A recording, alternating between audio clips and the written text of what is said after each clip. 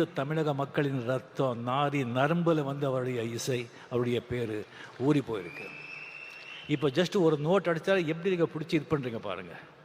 ஒரு 70s 80s 90s வந்து அவர் போட்ட பெட்டுகள், ஒரு பாட்டுகள் இப்போ கூட ஒரு ஃபிலிமில் வந்து ஒரு 2-3 பாட்டு போட்டு அந்த படம் சூப்பர் ஹிட் ஆகிடும்.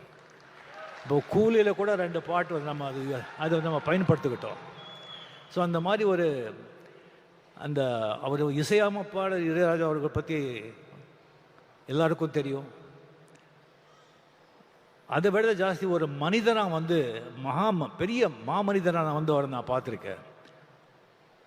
அதுக்கு அவர் மேலே ரொம்ப கௌரவம். ஒரு 1600 படங்கள், 800 பாட்டுகள், 1500 பாடல் பாடியிருக்காரு, 508 பாடு எழுதியிருக்காரு. 50 வருஷம் இது சாதாரண விஷயமா என்ன? சரி, அவரை வந்துட்டு நான் பல விதங்களில் 50 வருஷத்தில் வந்து பல நேரங்களில் சந்திச்சிருக்கேன். ஃபஸ்ட்டு நான் பார்த்த 74 வந்து ஜிகே வெங்கடேஷ் கிட்ட ரெசிடெண்ட்டாக இருக்கும்போது, நான் ஃபிலிம் இன்ஸ்டியூட்டில் படிக்கும்போது அந்த ஸ்டுடியோ ரவுண்ட் போகும்போது பார்த்தேன். ஒரு சின்ன ஒரு பையன் அதிர்ஷ்டிங்க பார்த்தேன். அதுக்கப்புறம் புவனாவரி கேள்விக்குறியில் வந்துட்டு ஒரு இளைஞன் இளையராஜா இன்சர்ட் பண்ணி ஒரு நல்ல க்ளீன் ஷேவ் பண்ணி அவரை நான் பார்த்தேன்.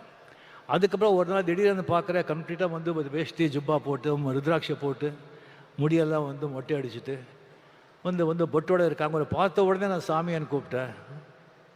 இது என்ன சாமியான்னு சொன்னேன். இதான் சாமி ஒரிஜினல்னு சொன்னாங்க. அப்போலேருந்து அவர் எப்போவுமே சாமியான்னு நான் கூப்பிடுறேன்.